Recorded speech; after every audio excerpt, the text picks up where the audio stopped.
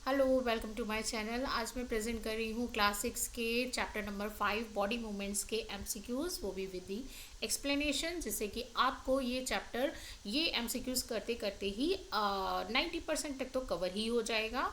और इसमें आपको एक्सप्लेनेशंस भी मिलेंगी और इसमें कुछ मैंने इमेजेस भी रखी हैं, जिससे कि सारी चीज़ें आपके माइंड में सेट हो जाएं, वो भी विद दी एग्जाम्पल।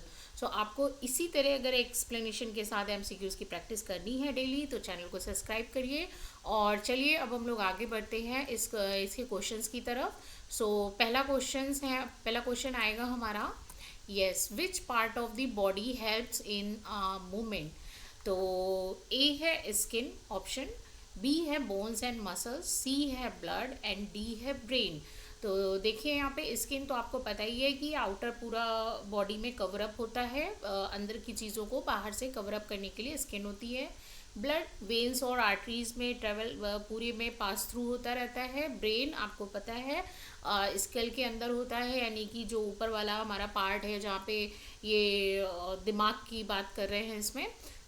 इसका आंसर है हमारा B, bones and muscles. So movements occur due to the combined action of bones and muscles. Bones provide structure while the muscles contract and relax to create motion. देखिए explanation मैंने इसलिए यहाँ पे रखी है जिससे कि आपको आपके वेरी शॉर्ट आंसर्स या फिर जो लोग भी कॉम्पिटिटिव लेवल पे तैयारी कर रहे हैं कंपटीशन की, वनडे एग्जामिनेशन की या किसी भी एग्ज़ाम की, तो वो उनको अगर नोट्स बनाने हैं तो वो यहाँ से बना सकते हैं, राइट। तो ये है bones and these are the muscles, जो कि बोन्स को भी कवर करने वाले कौन होते हैं? Muscles, right. सो नेक्स्ट है क्वेश्चन हमारा, the point where two bones meet is called आ। देखिए क्वेश्चन को पहले ध्यान से समझिए, क्वेश्चन की डिमांड क्या है। यहाँ पे पूछ रहे हैं एस उस पॉइंट को क्या बोलते हैं जहाँ पे दो बोन्स आपस में मीट करती हैं, राइट। वो ये नहीं पूछ रहे हैं कि दो बोन्स जब मिलती हैं या बोन टू बोन कनेक्शन होता है उसको क्या बोलते हैं, बोन टू मसल्स कनेक्शन होता है उसको क्या बोलते हैं। सो क्वेश्चन को प्लीज समझिएगा। ए है ऑप्शन टिश्यू, बी है जॉइंट, सी है लिगामेंट एंड डी है टेंडर। देखो अभी ना टू बोन्स कनेक्टेड है तो बहुत से लोग लिगामेंट यहाँ पे लगा सकते हैं, बट केवल पॉइंट की बात हो रही है, राइट। तो पॉइंट को क्या बोलेंगे? Yes, answer is B, joint. Okay, so a joint is a place where two or more bones meet and allow movement. तो ये देखिए कितने सारे जॉइंट्स हैं हमारी बॉडी में जहाँ पे बोन से बोन जो है वो आपस में कनेक्ट होती हैं। नेक्स्ट है, which type of the joint is found in the shoulder? Shoulder कंधे को बोलते हैं। मैं हिंदी और इंग्लिश दोनों में डिक्टेट कर रही हूँ, जैसे कि आपको जो हिंदी मीडियम के बच्चे हैं या एक समटाइम्स इंग्लिश मीडियम के बच्चे भी इन टर्म्स को नहीं समझ पाते हैं, इसलिए मैं दोनों मीडियम में आपको एक्सप्लेन कर रही हूँ। शोल्डर है हमारा, शोल्डर में आपको पूछ रहे हैं किस तरीके का जॉइंट होता है। ए है ऑप्शन हिंज जॉइंट, बी है बॉल एंड सॉकेट, सी है फिक्स जॉइंट एंड डी है पाइवेट।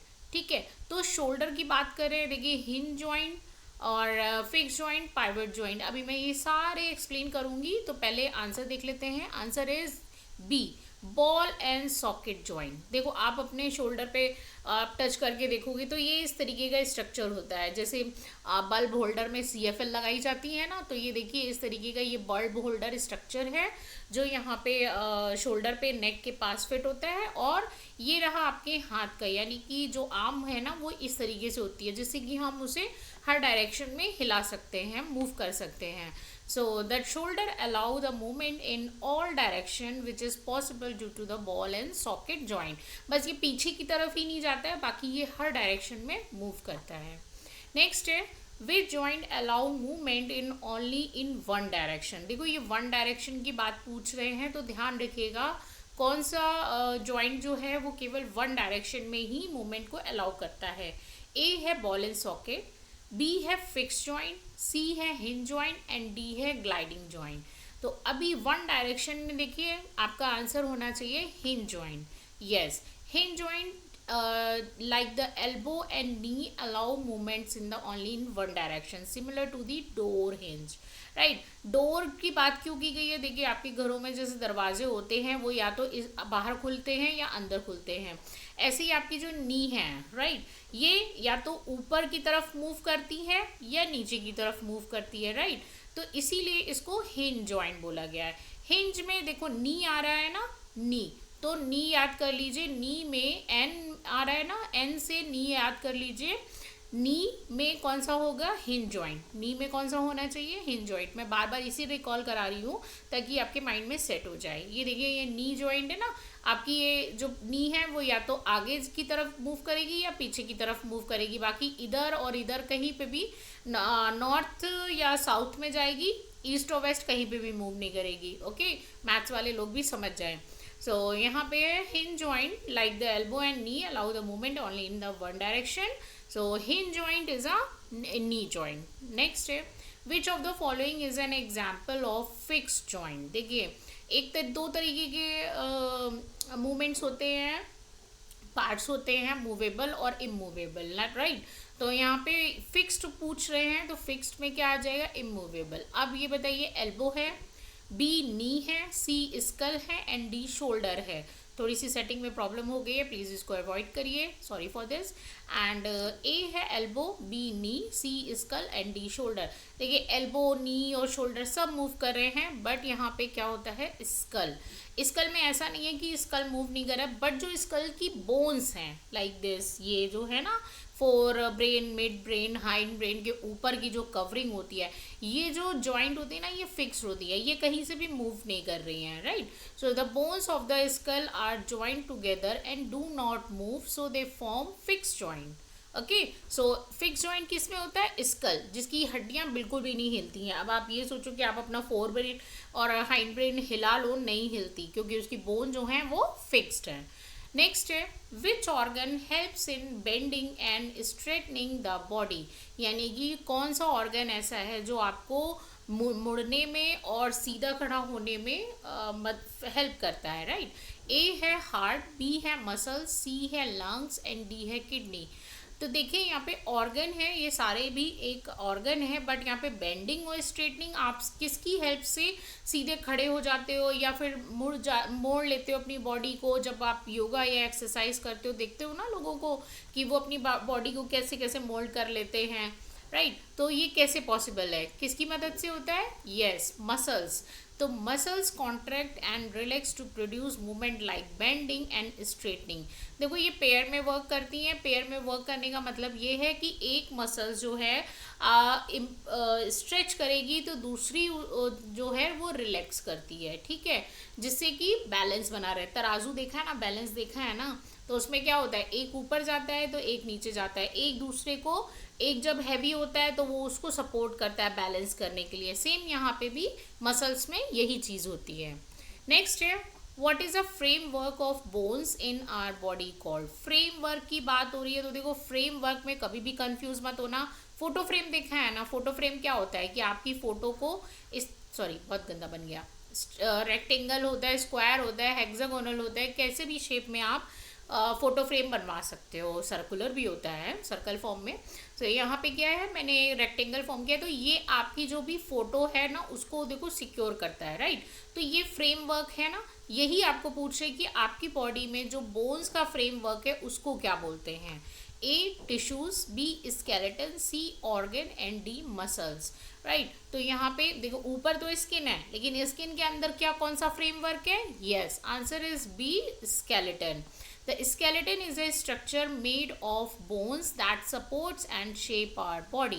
अगर ये skeleton नहीं हो तो ऊपर की स्किन का कोई भी फायदा नहीं है, बिकॉज यही हमारे बॉडी को एक स्ट्रक्चर, स्ट्रेंथ प्रोवाइड कर रहा है। ओके, सो नेक्स्ट है, which of the following animal has a shell as an outer skeleton. इनमें से किस एनिमल्स के कौन से एनिमल के ऊपर एक शेल होती है जो कि उसका आउटर स्केलेटन होता है। ओके, अब जब स्केलेटन और शेल की बात करें दैट मीन्स कि वो हार्ड होगा कि नहीं। ओके, तो यहाँ पे ऑप्शन है ए डॉग, बी है स्नेल, सी है फिश एंड बी है बर्ड। सो इसका आंसर आई थिंक बहुत ईजी होना चाहिए, क्योंकि आप सभी ने इन सब चीज़ों को देखा है। तो अगर जिसने भी नहीं पता है तो answer is snail.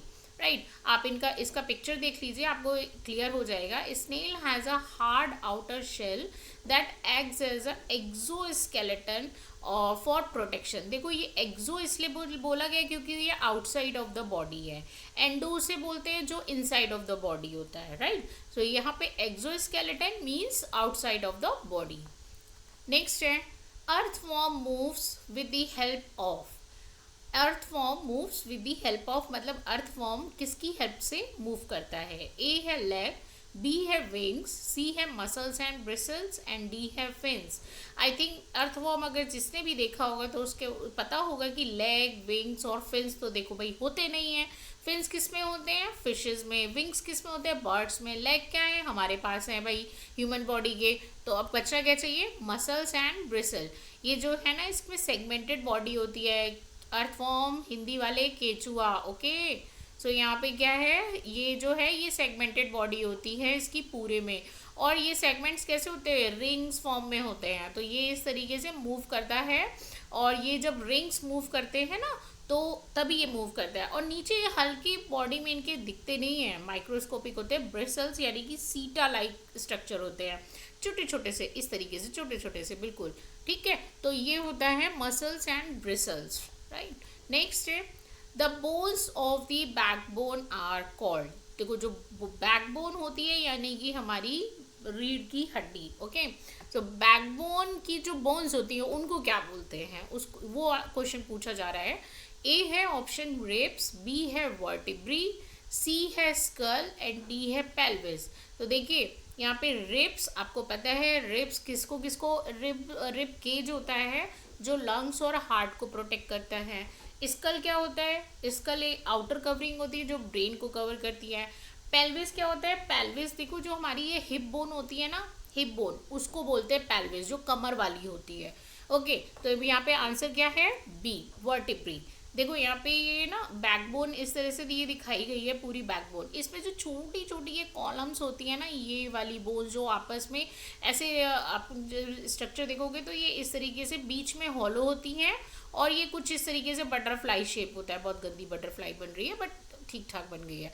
The backbone is made up, आप उसको हड्डी की तरह देखो, बटरफ्लाई की तरह मत देखो। The backbone is made up of small bones like vertebrae called vertebrae. मतलब बैकबोन की जो छोटी छोटी बोन्स होती हैं उनको वर्टिब्रे बोलते हैं। नेक्स्ट है which joint is present in the neck. देखो नेक के जॉइंट की बात हो रही है।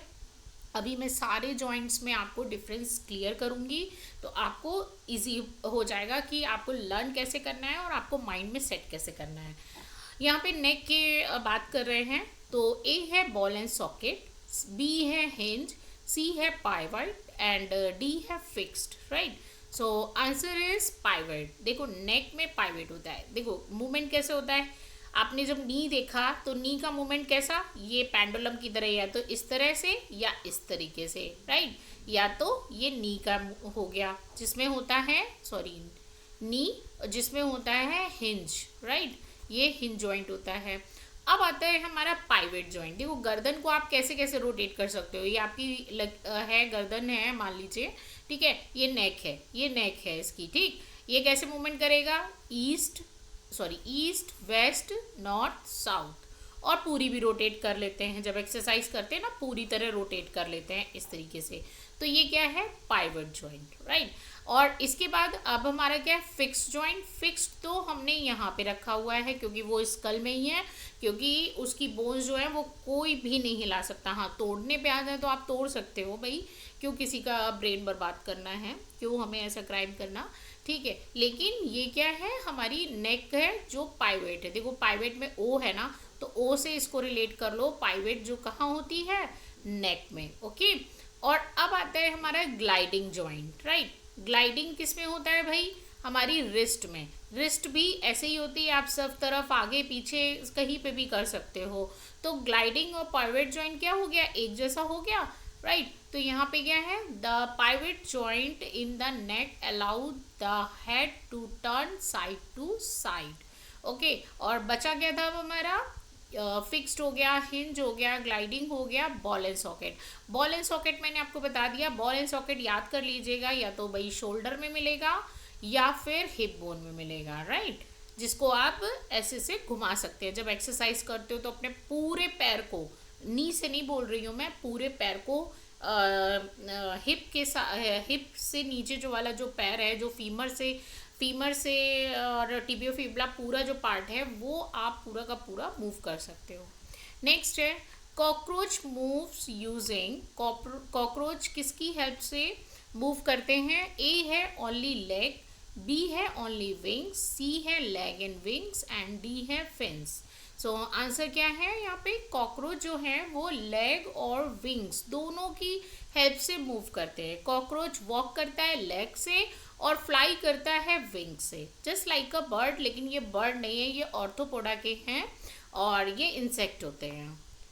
सो नेक्स्ट है which part of the skeleton protect the brain? इनमें से कौन सा स्केलेटन का पार्ट है जो ब्रेन को प्रोटेक्ट करता है?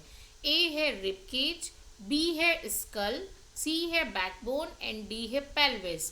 तो यहाँ पे देखिए रिब केज है, रिब केज अभी मैंने जस्ट बताया था लंग्स और हार्ट को, राइट। और बैकबोन आपको पता है ये ब्रेन के नीचे से पीछे साइड पे बिल्कुल आपकी बैक पे ऊपर से यहाँ तक नीचे तक जाती है, हिप तक। और पेल्विस क्या है? पेल्विस तो हिप बोन है ही। तो यहाँ पे आंसर क्या होना चाहिए हमारा? Yes, school. ब्रेन कहाँ होता है? इस स्कल के अंदर साइड पे बिल्कुल सेफ रहता है, ताकि उसको कोई हार्म ना हो, चाहे हीट से और चाहे कोल्ड से या कोई भी रेडिएशन से। हाँ, अब ज़्यादा देर तक रहेंगे तो भी ये हार्म कर सकता है, बट इंस्टेंटली नहीं करता। So skull enclose and protect the brain, right. So I think अभी तक आपको ये सारे के सारे क्लियर हो गए होंगे। और अगर ये एक्सप्लेनेशन अच्छी लग रही है, इसी तरीके से पढ़ना आपको अच्छा लग रहा है, तो प्लीज़ लाइक करें, शेयर करें और चैनल को सब्सक्राइब करें, जिससे कि आपको आगे के और भी चैप्टर वाइज मैं एमसीक्यूज़ कराने वाली हूँ, तो वो इसी तरह से ही होने वाले हैं। तो अगर आपको अच्छा लग रहा है तो चैनल को सब्सक्राइब किए बगैर मत जाइएगा। और मिलते हैं नेक्स्ट वीडियो में, जो इसका पार्ट 2 है। मैंने उसमें भी बहुत सारे एमसीक्यूज़ रखे हैं, तो उसकी प्रैक्टिस करेंगे। तब तक के लिए थैंक यू।